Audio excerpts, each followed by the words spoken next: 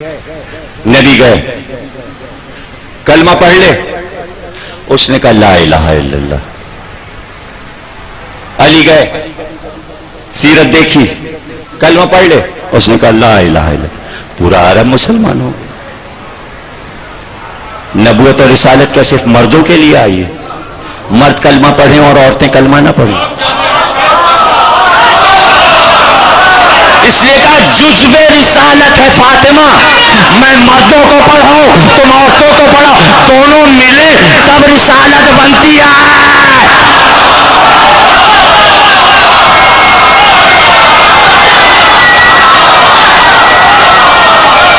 شریک کار رسالت ہے زہرا۔ یہ زہرا کا جملہ بہت خوبصورت ہے، یہ زہرا کا تبلیغی سفر ہے، یہ زہرا کا تبلیغی سفر ہے۔ تبلیغ ہوئی، 5000 عورتوں نے کلمہ پڑھا تو 5000 کے مرد رہ گئے کیا؟ زہرا کی شادی میں آمد سے مدینے میں یہودیت نیست و نابود ہو گئی، سب مسلمان ہو گئے۔ بی بی آئیں تو کلمہ پڑھوائیں، اور پھر دل سے کلمہ پڑھا اس عہد کے یہودیوں۔ مدینے کے یہودیوں کو کلمہ پڑھوانا زہرا بی بی کا کریڈٹ ہے۔ خیبر کا کلمہ علی نے پڑھوایا، یہاں کا کلمہ جناب سیدہ نے پڑھوایا۔ اب اس میں ایک بات غور کیجئے گا اور اس پہ سوچئے گا کہ یہودی کچھ پریشانی کی بات نہیں، یہ سب ہوتا رہتا ہے، عام سی بات نہیں، جناب سیدہ نے پڑھوایا۔ اب اس میں ایک بات غور کیجئے گا، سوچنے کی بات یہ ہے کہ کیا یہودی کے یہاں بیٹی کی شادی نہ ہوتی اگر سیدہ نہ آتی؟ اس دعوت نامے کا مقصد کیا ہے؟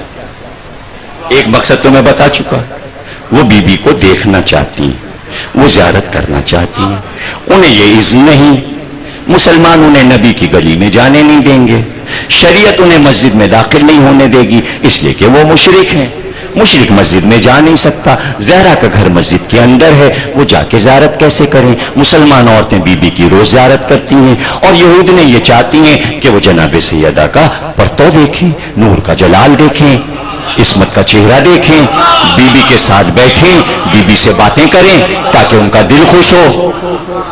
ایک وجہ یہ۔ اب دوسری وجہ کیا ہے؟ دوسری وجہ یہ ہے کہ آپ جب آپ شادی کرتے ہو تو فہرست جب بناتے ہو تو چاہتے ہو فلانا منسٹر بھی آئے، کونسلر بھی آئے، ناظم بھی آئے، یہ بھی آئے، وہ بھی آئے۔ اب وہ چاہے شیعہ ہو یا سنی ہو، وہ آ کے لوگ بیٹھیں گے تو سارے برادری کے لوگ ہو ان کے یہاں اچھا نعمت اللہ بھی آئے ہیں،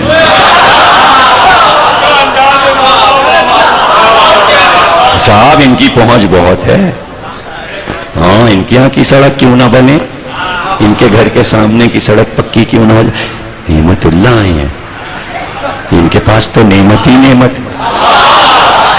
تو 5-10 جلے، کچھ کوڑے، کچھ خوش ہوئے، کچھ ہوا، سینہ چوڑا، دیکھی میرے یہاں کی شادی کون کون آیا تھا، تم بھی بلا کے دکھاؤ۔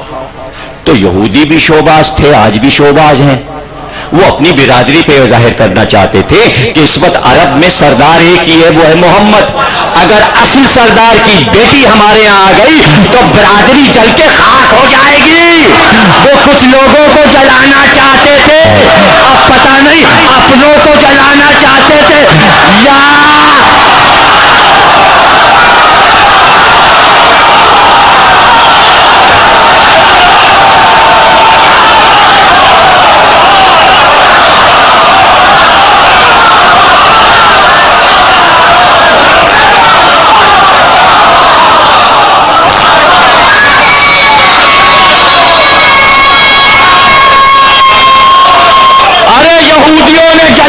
سامان کر دیا۔ سنو یہ اب اس کہانی کی ریسرچ کا جملہ ہے، تاریخ میں کہیں نہیں لکھا کہ اتنی بڑی نبی کی امت میں کسی مسلمان کے گھر کبھی سیدہ گئی ہو۔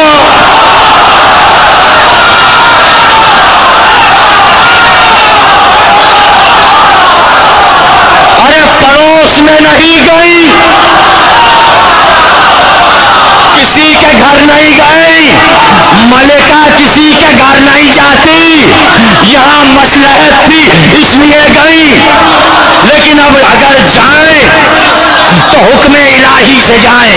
اللہ نے کہا ہم یہ چاہتے ہیں زہرا گھر چھوڑ کر میدان میں آؤ، لیکن تنہا نہ آنا، اونٹ پہ بیٹھ کے نہ آنا، باپ اور شوہر اور بیٹوں کے ساتھ آنا. بلانے والا اللہ ہے. فائدہ لاؤ، توحید کا مسئلہ ہے. آؤ. اور اب دوسری بار پھر توحید کا مسئلہ ہے. مباہلہ اتنا قیمتی جملہ تمہیں اس تاریخ میں اس کہانی پہ کوئی نہیں دے سکتا.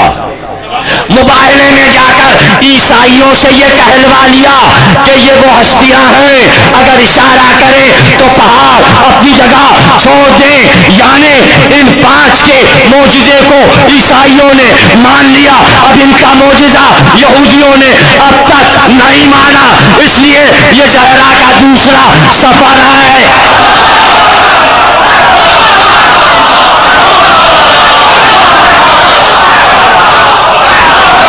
یہ دوسرا سفر ہے. دو ہی تو محاذ ہیں، ایک عیسائی ایک یہودی. عیسائیوں کے محاذ کو مباہلے میں جا کے زہرا نے فتح کیا، یہودیوں کے محاذ کو تنہا. اب یہ تنہا کیوں؟ کہتی بابا آپ بھی چلو اور علی آپ بھی چلو، میں اکیلے نہیں جاؤں گی. حسن حسین تم بھی ساتھ چلو. حکم الہی ہے تنہا زہرا تم جاؤ.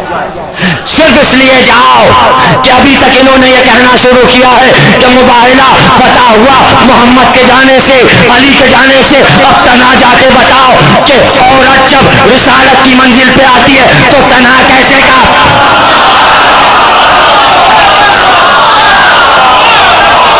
اس میں کوئی شریک نہیں ہے. جاؤ موجز نما منوا کے آؤ. تو اب چونکہ تنہا جانا ہے، نبی کو نہیں جانا، علی کو نہیں جانا، تو چونکہ ہماری نگرانی میں جا رہی ہو تو وہ جلوس یوں تھا کہ رسالت کا پردہ تھا، امامت کا پردہ تھا. امامت کی نقابیں آگے آگے پڑی ہوئی تھی، فرشتے جلوں میں چل رہے تھے. اب اس جلوس میں نہ رسالت نہ امامت کے پردے، اس جلوس میں بس توحید کے پردے پہ پردے. نہیں سمجھے، کچھ نہیں سمجھے. جبریل تم جاؤ، میکائیل تم جاؤ، یہی تو توحید کے کام کر رہے ہیں، یہی تو نور کے پردے ہیں. جنت کی حوریں جائیں. یہودی نے رسول اللہ سے کہا زہرا کا ذمہ دار علی ہے، اس سے پوچھو. زہرا کا مختار علی ہے. یہودی علی کے پاس آئے. علی نے کہا رسول اللہ کے پاس گئے تھے؟ کہا آپ کے پاس بھیجا، آپ کو مختار بنایا ہے. علی نے کہا زہرا خود مختار ہے، جو فیصلہ کریں. اللہ اکبر. یہودی در پہ آ گیا، کنیز آ گئی، غلام نے بلایا، غلام سے بات چیت ہوئی، ہاتھ جوڑے، کہا ہم یہ چاہتے ہیں ہمارے یہاں کی شادی میں تشریف لائیں بنت رسول. کہا تو نے بابا سے اجازت لی؟ کہاں؟ علی سے اجازت لی؟ کہا سب نے آپ کو خود مختار بنایا ہے. یہ مختاری زہرا نے واپس کی. کہا بابا گھر آئیں گے تو ہم ان سے اذن لے کر پھر تمہیں جواب دیں گے. اب یہ اذن کیوں ہے؟ یہ اذن پڑھو سن لے کہ نبی اذن کے تب عورت جاتی ہے، بغیر نبی کے اذن کے نہیں جاتی.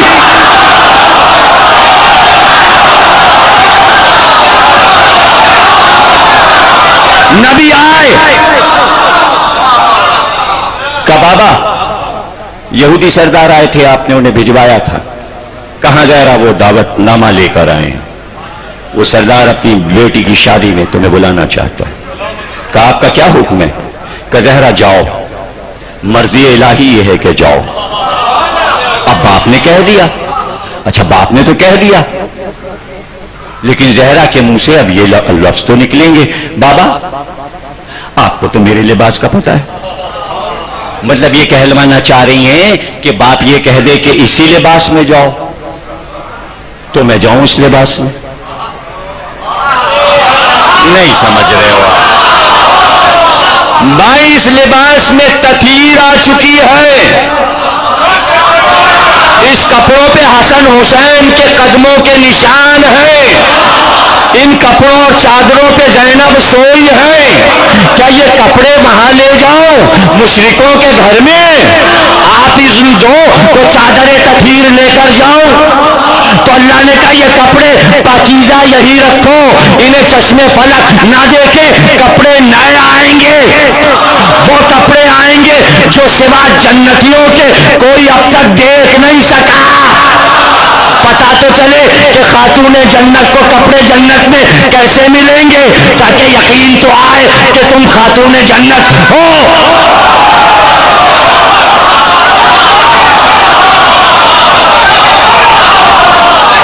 زہرا اٹھی، در کھلا، جبریل آئے باب جبریل سے.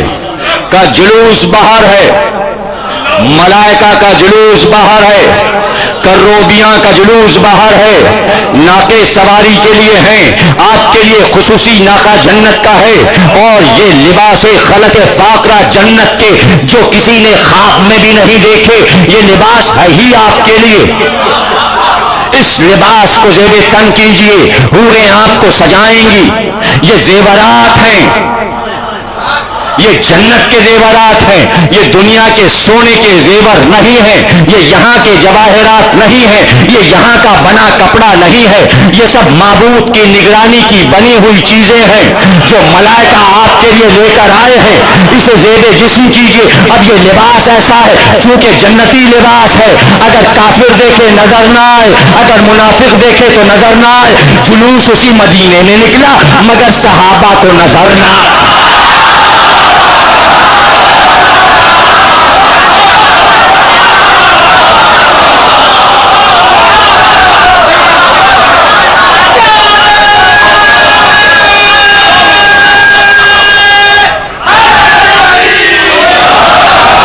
لباس زہرا نے پہنا.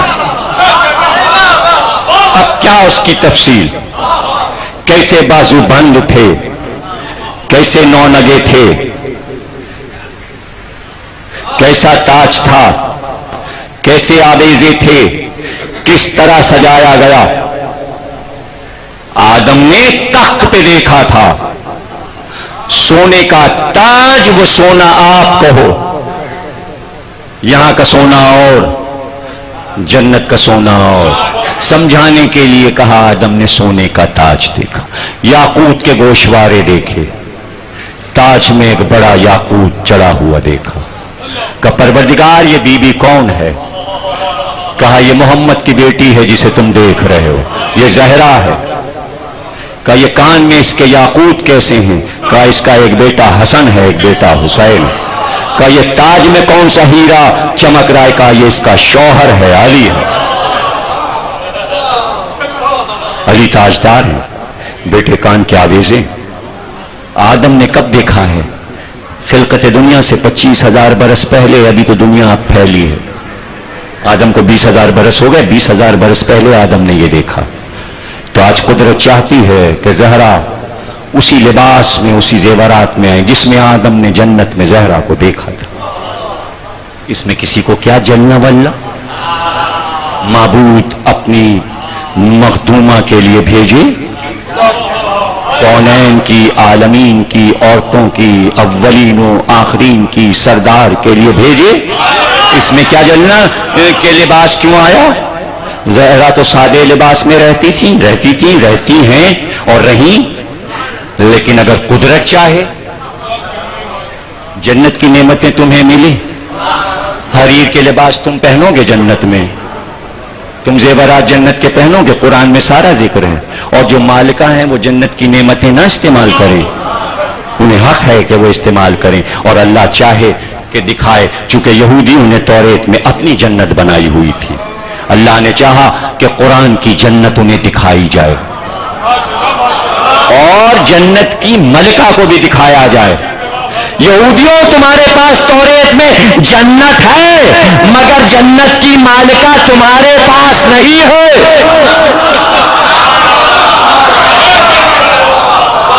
جنت کی مالکہ محمد کی بیٹی ہے. کوئی وصیت، کوئی نصیحت؟ ام حبیبہ بس اپنی شہزادی کی ایک بات یاد رکھنا، کسی بےکس کا تماشا کبھی نہ دے.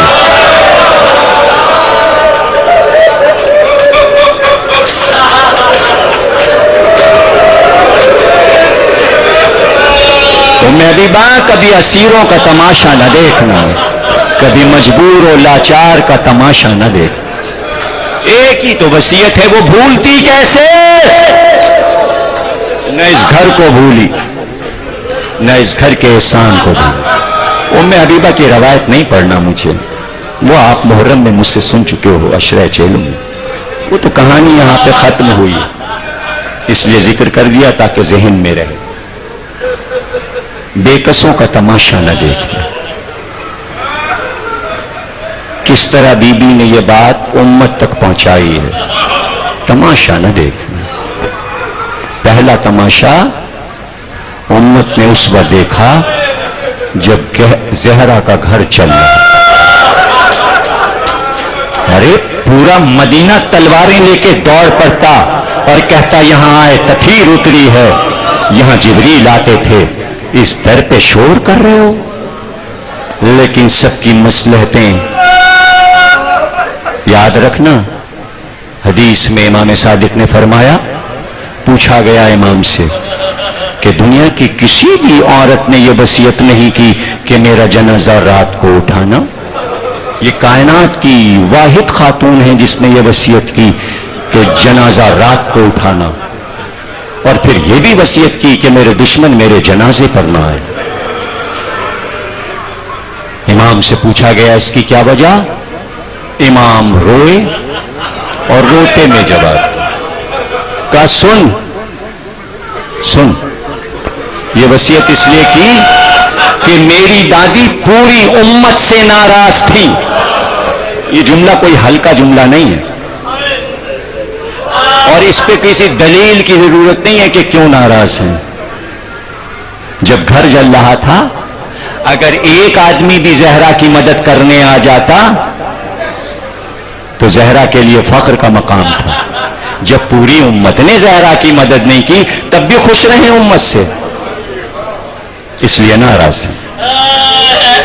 کہ پوری امت سے ناراض تھی، نہیں چاہا کہ امت کا کوئی آدمی ہمارے جنازے میں شریک ہو.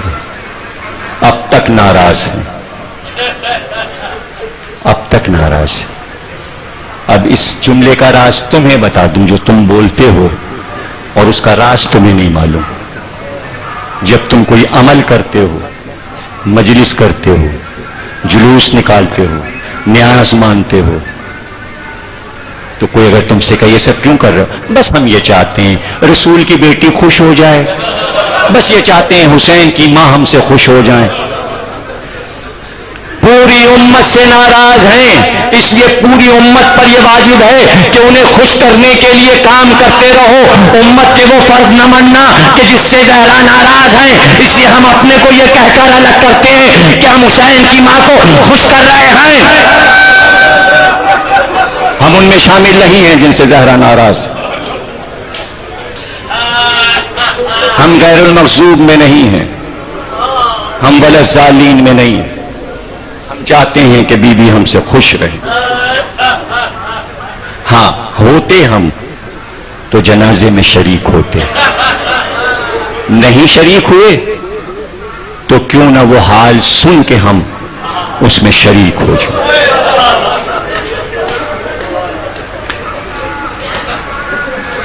تاکہ وہ جو وصیت ہے کہ میرے دشمن نہ آئیں تو تم تو آ کے شریک ہو جاؤ. تم کیوں دشمن بن رہے ہو؟ تم اپنا نام دشمنوں میں کیوں لکھا رہے ہو؟ اور کیوں نہیں آزائے سیدہ میں آ رہے؟ جو آ گیا وہ گویا جنازہ زہرا میں شامل ہو گیا. عورت ہو، مرد ہو، بچہ ہو، بوڑھا ہو، اس نے اپنے آپ کو پہنچا دیا جہاں بھی مجلس ہو، جہاں کان میں آواز آئی ذکر زہرا ہو رہا ہے. 3 ہی دن تو ہوتے ہیں تعزیت کے.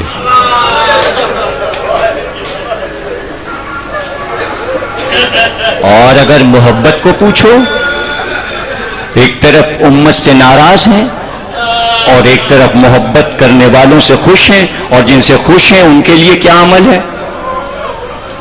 4-5 سال کے ہیں امام حسن، کہتے ہیں آدھی رات تھی اور سردی کڑاکے کی تھی، لیکن میں نے دیکھا میری ماں اٹھی، اتنی سردی میں صحن میں گئی، ٹھنڈے پانی سے وضو کیا، ٹھنڈے پانی سے وضو کیا، مصلی پہ آئی، آدھی رات سے نمازیں پڑھنا شروع کی، نمازیں تمام ہوئیں، دعا کے لیے ہاتھ اٹھے تو ایک ایک چاہنے والے کے لیے دعا کی.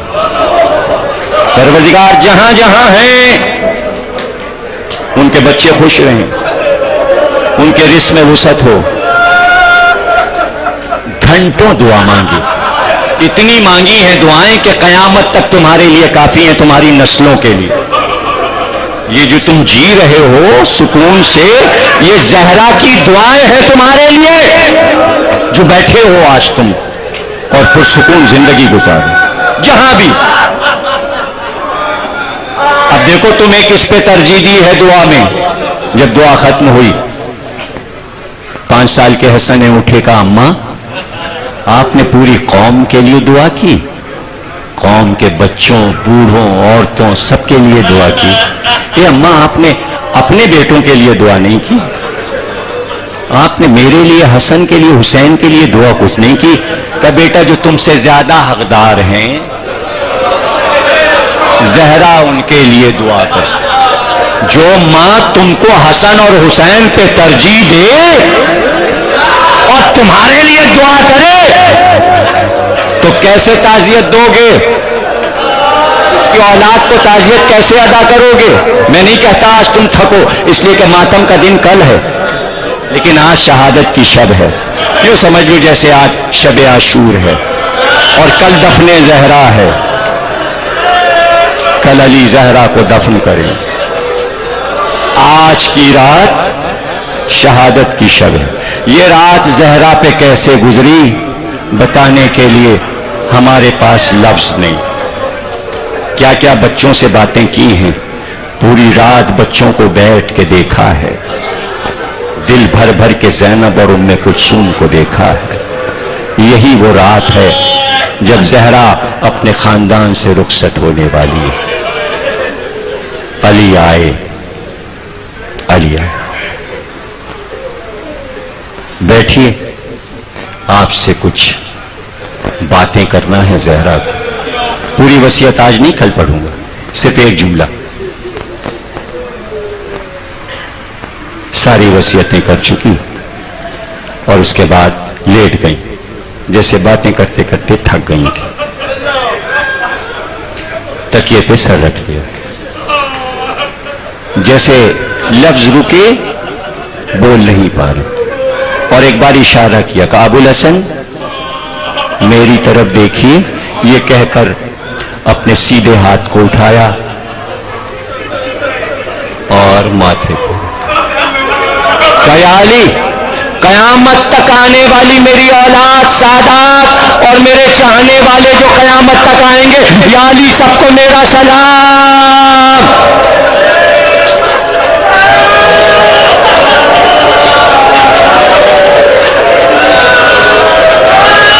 جواب سلام واجب ہے.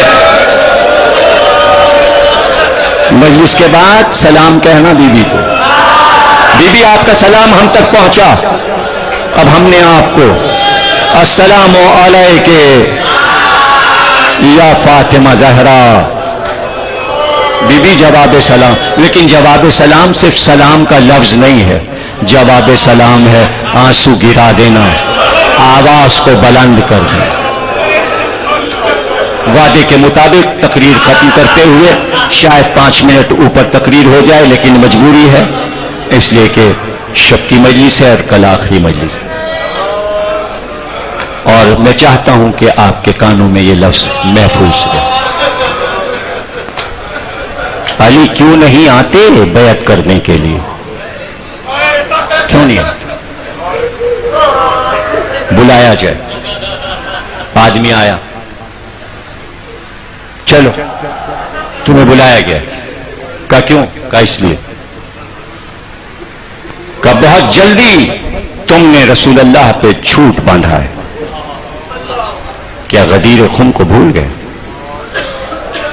جاؤ جا کر کہہ دو ہمیں تم سے کیا, علی کو تم سے کیا کام. میں وصیت کے مطابق دوش پہ چادر نہیں ڈالوں گا جب تک کہ میں اس قرآن کو میں تفسیر کے لکھ کر امت کے سامنے نہ پیش کر دوں. اس لیے میں دوش پہ چادر نہیں ڈالوں گا. آدمی گیا, علی کا پیغام ملا. کہا اگر نہیں آتے تو زبردستی علی کو لاؤ.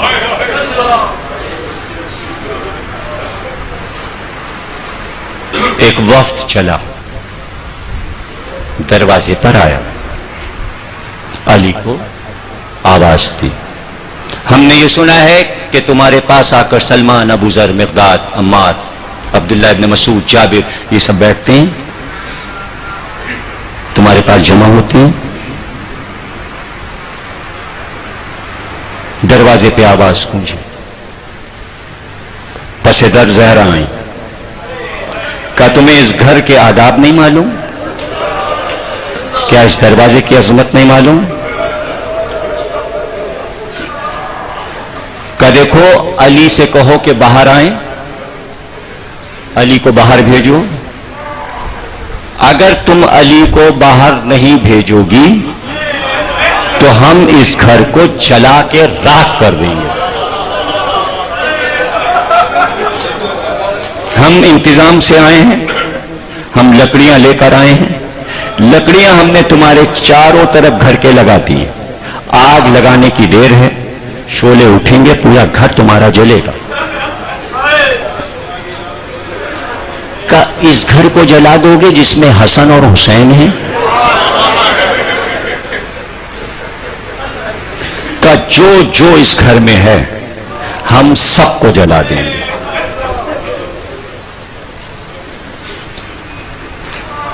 کہ علی کو ہم نہیں بھیجیں گے, علی نہیں آئیں گے.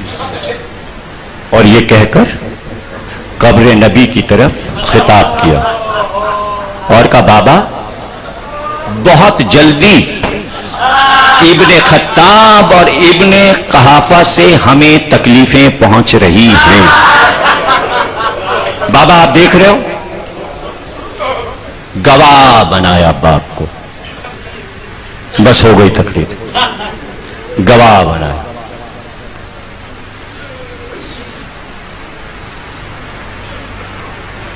زہرا پس در ہے. پچھلی تقریروں میں بارہا یہ بات کہی ہے کہ دو معصوم اگر ایک جگہ پر جمع ہو جائیں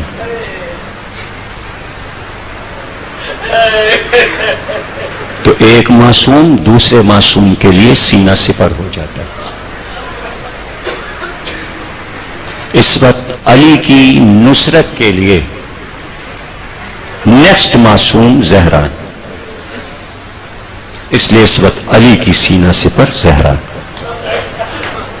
دروازے سے نہیں ہٹی, اس لیے کہ محافظت کر رہی ہیں علی کی. آگ لگی, شعلے اٹھے,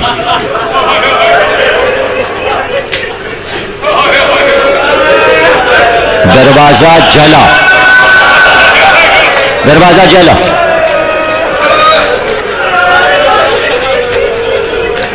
آٹھ افراد ہیں, یہ 8 افراد نام سب کے تاریخ میں لکھے, 8 افراد کے. دروازہ جلا. جب دروازہ جلا تو دروازہ شعلہ بنا, لکڑی جل کے شعلہ بنی, آنچ اٹھ رہی ہے. جب دروازہ کمزور ہوا, ڈوڑیاں جلی, बाजू जले दरवाजे के, दरवाजा हिल रहा है। एक बार किसी ने आगे बढ़कर दरवाजे को लात मारी।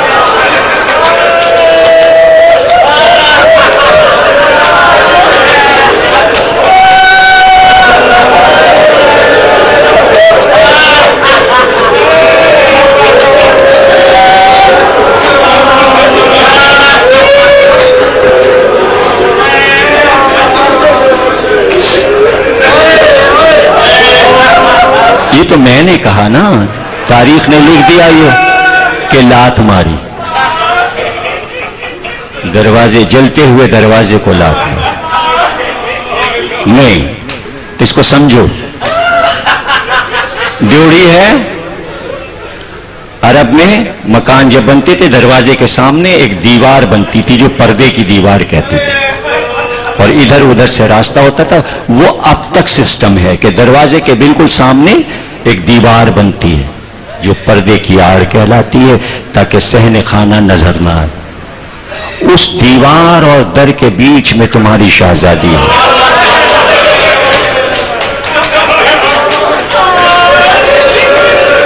काफी ये था कि सिर्फ लात मारी जाती।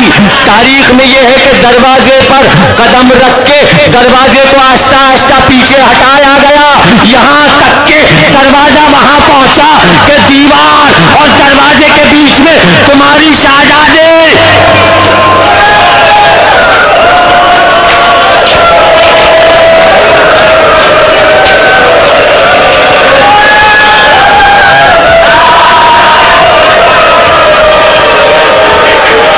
अभी खुशी को कुछ पता नहीं, शहादत के बाद फिर लिखा गया कि 3 पसलियां टूट गई थी।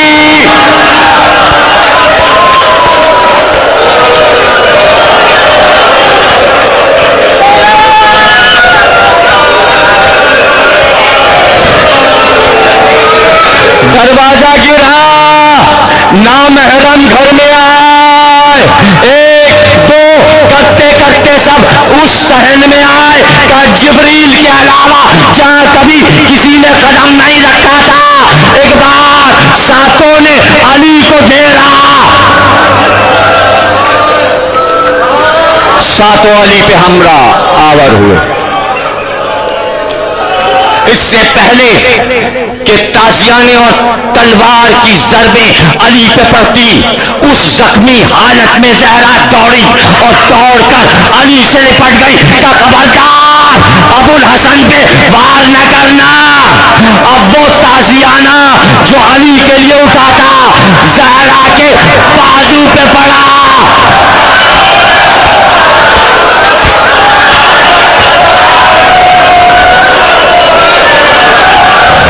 है मसाइब, लेकिन तारीख में मौजूद है जिसने ताजियाना मारा था अली दौड़े और उसको उठाकर सर से ऊपर उठाकर जमीन पे पटक के उसकी नाक को जमीन पे रगड़ा।